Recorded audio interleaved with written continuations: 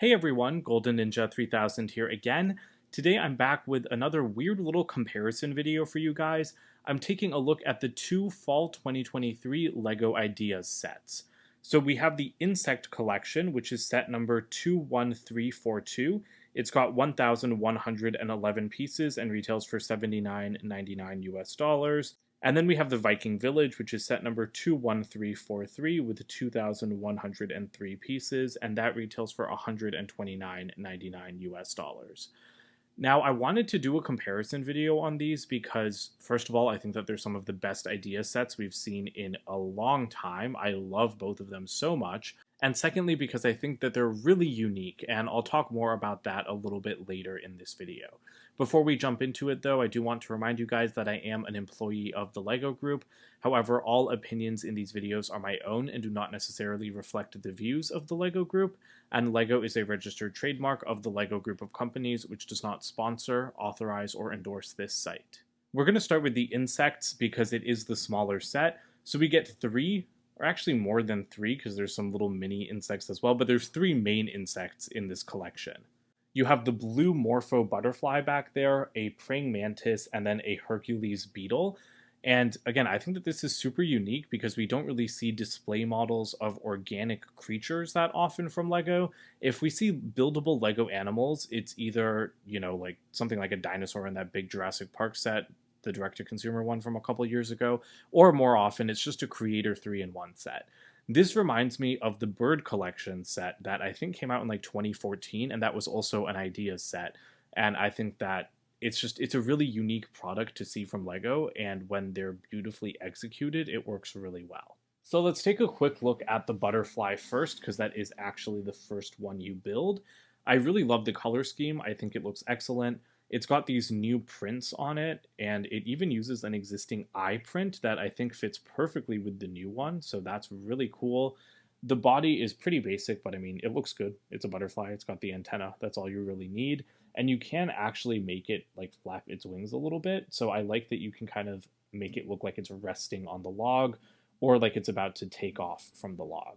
And all of these builds come with this beautiful, like very natural display base with a lot of greenery. These, I think, are the new like Donkey Kong leaf pieces from Super Mario. I don't have any of the new Super Mario sets, but these are just a really cool leaf. And I'm surprised at how well they work in a more realistic context. And then you just have some buildable flowers. And then over here is a feature that I really love. It's a little bee, because the original idea submission did have, I think, like 5 or 6 insects, one of which was a much larger bumblebee. And I like that we get a mini version here, because it just uses the regular fairy wing piece, which looks really good. And let me see if I can turn this so that you guys can get a little bit of a better look. But it also uses a printed egg as the abdomen. So I think that that's really clever, and it's posed up on one of these like newer superhero bar pieces, and it's just hovering over this giant flower. So like I said, I think that this is a really beautiful natural display, and you also just have a lot of detailing on this log that the butterfly is perched on top of. Oh, and you do have a little bit of detailing on the underside to create those kind of like false eyes that the butterfly patterns have. The Hercules beetle is, I think, roughly life size, maybe a little bit bigger, because this thing can get up to 7 inches long in real life, and that's horrifying to me. Like, I hate bugs, okay? And if I saw a beetle this big coming at me, I think I would just like collapse and pass out because it's really, really scary. So I wasn't really looking forward to it for that reason. Like, I cared more about the other two insects, but honestly, I think I like this one better than the butterfly. The mantis is my favorite, but I think that this one is still really cool. The legs are built nicely. Its head is like kind of weird, but you can angle it up and down. And then I love the horn on top of its head. I really like the way it's built, like using a large creature tail piece. And I also really like the log it's perched on. I think they go after like rotting stuff. So this is like rotting wood with some fungus mushrooms growing out of it. And these mushrooms look excellent. I really like their color because I really like that blue color. And overall, I just think that the beetle is built really well. And like I said, building the base was a lot of fun. I think I like its base the best actually out of all three of these. And then it does have these wings, which you can kind of angle like up and down, but you can also just remove them entirely, and you just have to pull them out of like these hollow studs. Sometimes the stud comes with them, but then you can actually close up its shell, and so that just gives you another way to display it, and I think that that's really cool. And then lastly, we have the praying mantis. I think that praying mantises are really cool insects in general. They do kind of freak me out a little bit, but I also think that they're just really awesome. And I actually had a praying mantis land on the windshield of my car when I was on my way to like a work volunteering event last week. And so that was kind of funny because I was really trying to save him, but he opened his wings and got blown off. So I really hope he didn't die. But that inspired me to like finally build this set because it's been sitting in my closet for a couple of weeks. So yeah, so this reminds me of my little praying mantis buddy from my car windshield. But yeah, I think that it looks really awesome. I was surprised at how much of the build went into the base. Like there's very few parts I feel like that went into the mantis, which I wasn't expecting just based off of the box. But I mean, it is all like small pieces versus like the other ones had slightly larger pieces. But the mantis is just really, really delicate. I think that the lime green is a great look. I do like the leaves that are built off of this log, but I think that like this piece of wood is the least interesting to me out of all three. Although it does have some nice flowers at the end, so that's cool. And then there is another little reference down here at the base because there was a buildable ladybug in the original submission. And so we actually get a new ladybug print in this set. And it is new. I thought that it was the same ladybug print that had come in that CMF series a couple years ago, but no, that one was more cartoony and this one is more realistic. So I think that it's great that we get a brand new print for that, even though it is similar to an existing one. But anyway, moving back up into the mantis, I want to talk about the legs, which are built with lime green candlesticks, which I thought was a great example of nice parts usage. And then you can see that its feet are actually sand green revolvers, which I think is hilarious, but it works. It works really well. I think that it looks good, especially down at the base of the log where the feet are like gripping the piece of wood. I think that that's awesome. And then going up more towards its head, I'm going to zoom out just a tiny bit, but it does have a brand new print for the eyes, which I think looks great. It uses golden crowbars as the antenna, which is another great parts usage. Just a regular clip for the pincers, and then you can actually move the arms. So again, I think it starts to look a little bit funny, but this almost makes me want to make stop motions again because you can really make it look like it's trying to cut the leaves. And these little blade pieces at the end of the arms, they're from the Ninjago Possession series, and I don't think we see those a lot anymore. Like, I feel like this is the first time I've seen them in a set in a long time. So I don't know how common they are, but they're definitely new in this color, and I think that that's really awesome. But you can move the arms individually if you just hold the other one in place. So I've just got this one like a little bit more tucked in, and then this one reaching out. But like I said, it's just a really smooth movement, and I think it looks really awesome. Moving on to the Viking Village, I think that this is one of the best like display slash play sets the Lego group has ever made. Mostly because it really lives up to its name. This is like a complete village. You have a little blacksmith shop slash armory. You have the chieftain's hall, like throne room, whatever. And then you even have like a little home inside here and like a watchtower and everything. It's just really awesome. The only thing I wish is that this set came with more minifigures because there are 4 great minifigures, but I just wish we had like 2 more so that you could populate the village a little bit more because it just feels like there's a lot of open space, like I want people walking down there. I want it to feel a little bit busier. But that's a pretty minor complaint because I mean, also that Viking Longship set came out like last summer from Creator, so I have that. I'm just going to throw those Vikings right into this village as well. But anyway, enough about the minifigures. We'll take a look at them like as I go through the build. But the other thing that's really awesome about this set is that it's fully detailed like all the way around the back. Like, look at this. There are no open back buildings here. Everything is fully enclosed. That detail is a little bit askew, but everything is fully enclosed. You have like full built up windows at the back. You have detailed rock work. You even have a cave where you can go into and like mine some minerals. So I'm really impressed with this because I'm a person who likes open back Lego sets. I have no problem with them. But when something is fully detailed like this, it's such a treat. It's so cool. And again, the level of detail is not compromised, even though this is the back of the model. Before we go back to the front, I do want to mention this little tree, which is built with a bunch of upside down fern pieces that were introduced in the Rivendell set earlier this year. I think that it looks great with the white and the dark green, and it really helps with the snow-capped look. But that's something I love about the whole set. You know, I love how snowy it looks. It really does give me a Nordic feel because you're on the water, you have the greenery, but then you also have the snow. And I don't really think Lego has ever made an authentic Viking like structure build like this before. So anyway, so we'll take a quick look at all of the different areas. You do have another tree over here, which looks great. A lot of exclusive prints in this set, which I was really happy to see. This, like I said, is the armory. You can just remove the roof very easily. You have some smoke coming out of the chimney. And then inside, there's actually a ton of detail. What's the best way to get in? I guess we'll go a little bit more from the top, but you have an authentic Viking helmet because the horned helmets that they're wearing in this set aren't actually historically accurate. So I think it's nice that you do get a historically accurate helmet, and I think there's a little bit of dust in there, so I apologize for that. It's been on display for a few weeks. You have some shields, you have swords, pickaxes, and then there is a little feature here where you can like move the flames. I guess this is supposed to be the bellows. I don't know how blacksmithing works, but that's pretty cool. There's a tiny little anvil and a water bucket there as well. And then we do have our first minifigure standing outside. She's using Autumn's hair from the new Lego Friends sets, and she does have Thor's hammer, which makes sense. And it is printed. That's not the first time this piece has been printed. Oh, and it's printed with the fan designer's initials. And sorry, it's not really wanting to focus there. But this is the first time it's been printed in light gray. It did come printed in a CMF series a couple of years ago as well. But that's really cool. And it makes me wish that we had gotten the cracked printing on there for the Love and Thunder sets for Jane's version of Mjolnir. Moving along, we have the Chieftain, who has a beautiful new print for the shield. Like, these shield prints are just impeccable. I'm going to zoom in a little bit more so you can see it better.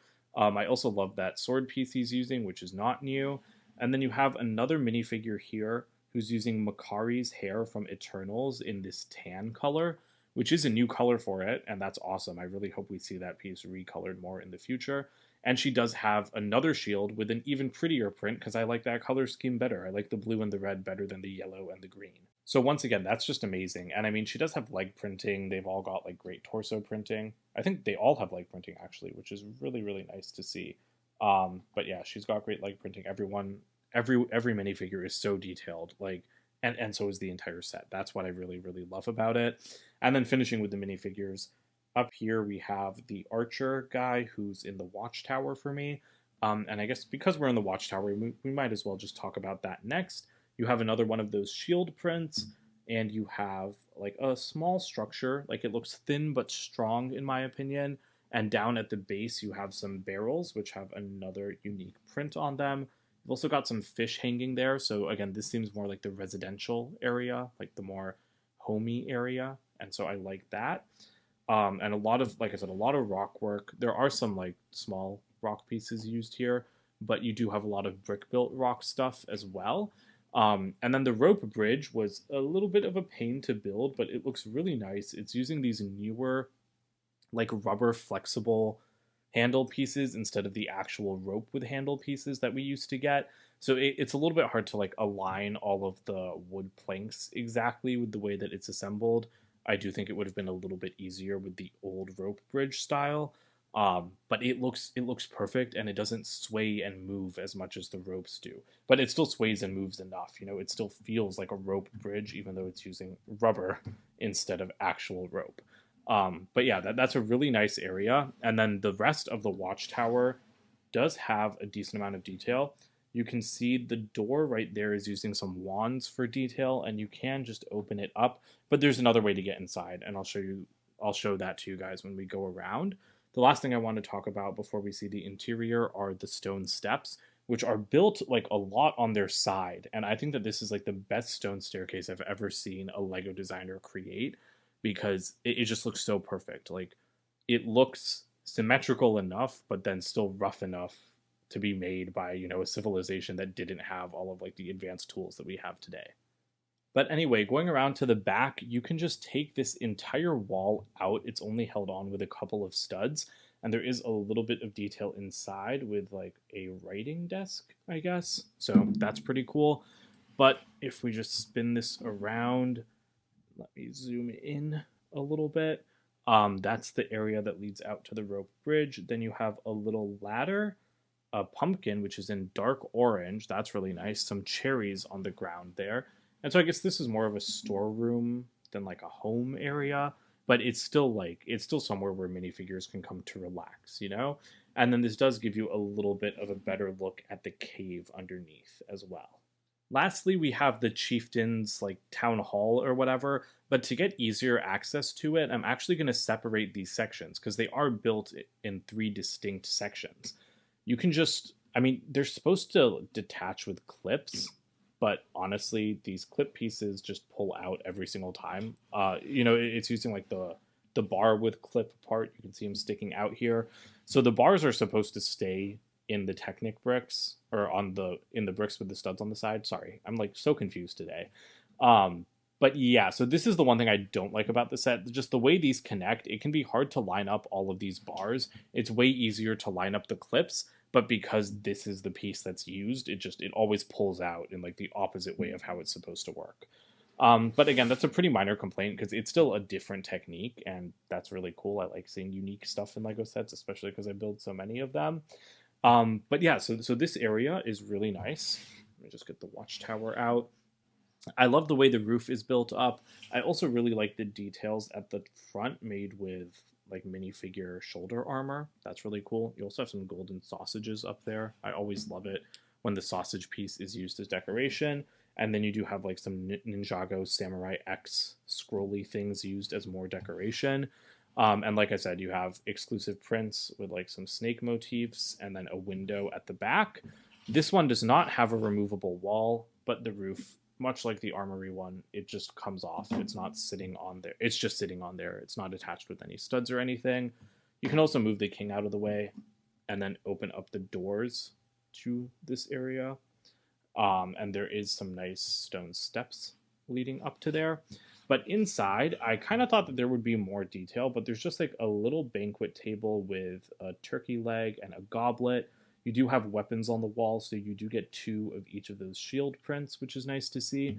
And then there's like this fire thing inset into the floor, which was a really cool build. But I guess it's just for cooking because there's a frying pan over it. So it's a really cool build, but I don't know. It would have also been cool to be able to like swap that out with like a large banquet table so that you could have everybody in here at once, because that table against the wall does not look big enough for everyone to eat at. But yeah, I'm gonna try to give us a better angle at the throne here. The throne is pretty simple, but it still looks ornate thanks to those gold claw pieces. You have another goblet and then a little lamp at the side and some hanging banners. And I think that those banners look really good considering that they're just regular Lego bricks with no printing on them or anything. As for which set is better, I think I have to give it to the Viking Village. I was honestly leaning insects before I started making this video, but I think that was recency bias because I just finished building the insects like the other day. But the Viking Village just wins because it's so perfect for display, but then it's also perfect for play, and that's not something you can say about the insects. They are very much display-only items. So, I don't know, it is kind of hard to compare these because they are so different, but I wanted to do it anyway because I didn't want to do separate reviews for these guys, but I also I wanted to talk about how refreshing it is to see such unique ideas come out of the LEGO Ideas line. I feel like Ideas has been doing a lot of licensed sets recently, and that's something that I love because I really like licenses. You know, like I haven't seen Hocus Pocus, but I really want the Hocus Pocus Ideas set because it has a bunch of new molds, it has a great build, and I do like some of the licenses that are coming out of Ideas. But I think Ideas really shines like this, you know, when we're getting sets that are original, that are not based on anything. You know, maybe they're inspired by past Lego things because I think the insects do remind me of the birds from like 9 years ago. Obviously, this Viking Village fits perfectly with existing Lego Viking sets, like that creator ship that I mentioned, but they aren't derivative of them, you know? Like they're still completely their own thing, because you can put your Vikings from that ship into this village, but the building techniques and the style of the village is totally different from the style of the boat. And I really appreciate that. So that's why I wanted to kind of compare these. They are both display pieces, they are both from Lego Ideas, and they are both, you know, unique things that we haven't seen Lego do before. And I'd love to get more sets like these. I didn't think I'd like the insects this much because I am a little creeped out by insects, but I feel like it really is up there as one of the best sets of the year. Like, it's just so perfect. And I do think that both of these sets represent great value for money. I'm a price per piece kind of person, even though I know that a lot of people in the fan community have been moving away from that as the years go by. But on a price per part ratio, these sets are obviously great. But then even just in terms of what you get for the price, I think that they're both fantastic. And I really feel like these two are some of the best sets of 2023. I don't usually make like a ranking of the best sets of the year, but I'm tempted to do one this year because I want to put both of these sets on it. So we'll see if I do, but yeah, that's how strongly I feel about these. If you're trying to decide which one to get, I would go for the Viking Village. The insects are on back order right now, but I also just think the Viking Village it's perfect. I really think it's like a perfect set. Apart from I wish it had like 2 more minifigures. But, for what you get, like everything that's included in the set I think is absolutely perfect. So let me know what you guys think about these sets in the comments below. Don't forget to like and subscribe as well, and I'll see you guys with more videos soon. Bye for now.